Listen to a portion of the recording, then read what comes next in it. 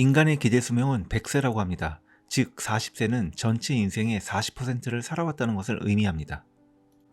그러나 40세가 재정적으로 중요한 이정표라고 불리는 이유는 단순히 나이 때문이 아니라 인생과 경제 사이클에서 매우 중요한 전환점이기 때문입니다.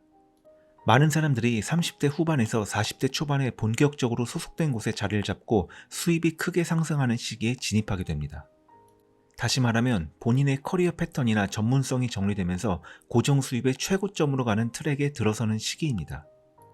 게다가 40세부터는 장기 투자로 복리의 힘을 극대화할 수 있는 마지막 황금 시점이며 자신의 미래에 큰 영향을 미칠 수 있는 재정적 결정을 이때 어떻게 하느냐가 남은 인생에 엄청난 영향을 미치게 됩니다. 이번 영상에선 40세가 되기 전에 반드시 마무리 지어야 하는 6가지를 말해보려고 합니다. 40세가 되기까지 우선 가장 먼저 해야 할 것은 부채 정리입니다. 부채에서 자유로워져야 하는데요. 40세가 가까워졌는데도 주택담보대출 외의 부채가 있다면 이는 큰 문제입니다. 매달 들어오는 수입의 일부를 계속 부채 상환에 사용할 수밖에 없는 구조로 40대를 맞이하게 되면 30대보다 수익이 높아져도 장담컨대 더 힘든 삶이 기다리고 있을 겁니다. 예를 들어 20대 중반부터 40세까지 약 15년 동안 5년마다 자동차를 변경해가며 매달 최소 50만 원 이상을 할부금 갚는 데 사용하는 분들이 생각보다 정말 많습니다. 이분들이 30대 초반에 차를 사서 40세까지 거의 10년 동안 자동차 한 대만을 사용했고 남은 돈으로 투자를 해왔다면 이미 최소 2억 이상의 현금 자산을 보유했을 겁니다.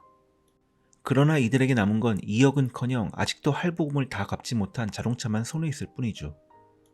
따라서 자동차 할부금, 신용카드 할부, 마이너스 통장, 캐피탈 대출 등 주택담보대출을 제외한 나머지 모든 부채를 40세가 오기 전에 모조리 정리해야 합니다.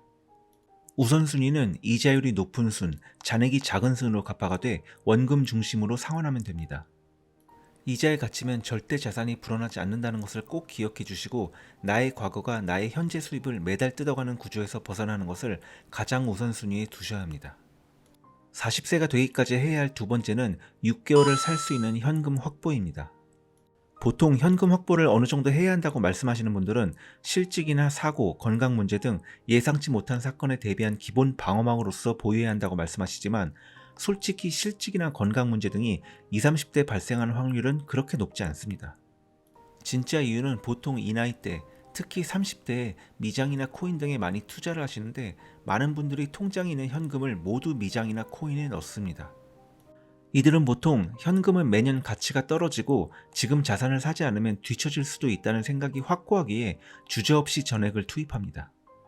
그러나 현금 오리는 단기 투자에는 가끔 이득을 볼 수도 있지만 시장 충격에 약해 생존력이 떨어지며 돈이 없으니 하락장에서 심리적 압박이 커져서 패닉셀을 할 확률이 대단히 높습니다.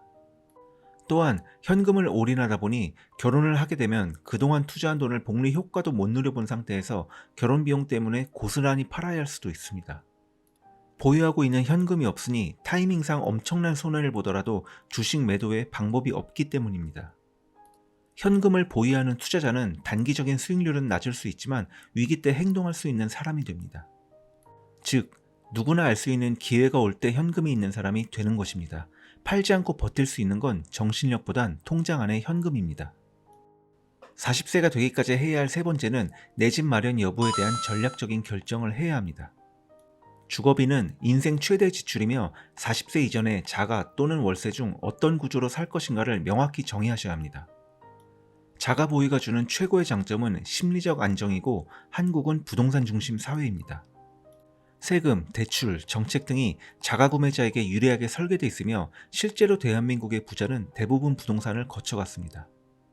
월세의 최대 장점은 묶이지 않는 자산을 투자로 돌릴 수 있다는 겁니다. 일반적으로 서울의 10억짜리 아파트를 산다고 가정시 30에서 40%는 현금, 나머지는 대출인데 이 자산이 비생산적 공간에 묶이게 됩니다. 반면 월세는 초기 자본이 거의 안 들어가고 그 돈으로 S&P 500이나 비트코인 또는 확고한 계획이 있다면 사업에도 투자가 가능하죠. 정리하자면 여러분이 사업가, 투자자 성향이고 명확한 투자 또는 사업 전략이 있다면 자본을 부동산에 묻기보다는 수익률 높은 자산에 배치해서 자산을 더 빠르게 불리는 것이 좋으며 투자에 대한 명확한 로드맵이 없다면 자가를 소유하고 생활을 안정시키는 전략이 더 좋습니다. 어떠한 일이 있어도 전세만 피해 주시면 됩니다. 40세가 되기까지 해야 할 네 번째는 자녀의 대학 자금 마련 계획입니다. 민감하게 들릴 수도 있겠지만 입시, 대학 간판, 스펙 등 모든 걸 자식에게 요구하면서 경제적 지원은 준비하지 않았다는 건 일종의 설계 결함이며 자녀를 통한 대리만족을 느끼면서 정작 모든 채무는 떠넘겼다는 뜻입니다. 학자금 대출을 자녀에게 떠넘김으로써 결혼, 독립, 창업 등 모든 인생 결정에 족쇄가 되고 있으며 자녀에게 부채를 안긴 상태로 사회에 던져지면 자산 형성의 첫 출발선이 마이너스 2천만 원부터 시작을 하게 됩니다. 자녀 사교육비 낼 돈은 있지만 대학 등록금 낼 돈이 없다는 건 무계획과 책임 회피의 전형적인 자세이며 이는 비판받아 마땅합니다. 30대는 많은 사람들이 아이를 갖게 되는 나이대이며 자녀 출생부터 18세까지 한 달에 더도 말고 10만 원씩만 S&P 500에 넣어도 대학 등록금은 충분히 마련하고도 남습니다.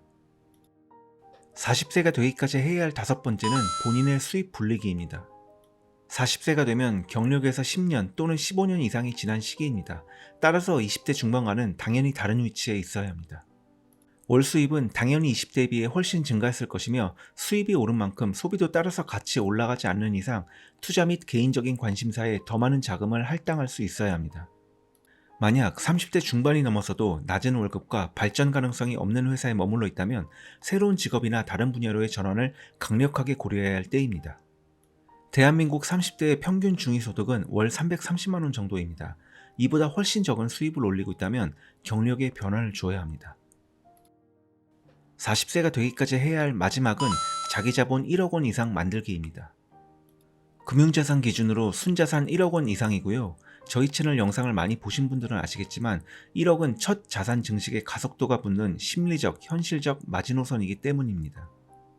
1억 원은 마치 자본주의 게임에서 말하는 스타트 버튼 같은 존재이며 1억 이하 자산에선 대부분 소비, 생존, 고정비 감당에 자본이 빨려 들어가고 1억 이상부터 복리, 투자, 기회, 파생소득이란 단어가 가능해집니다.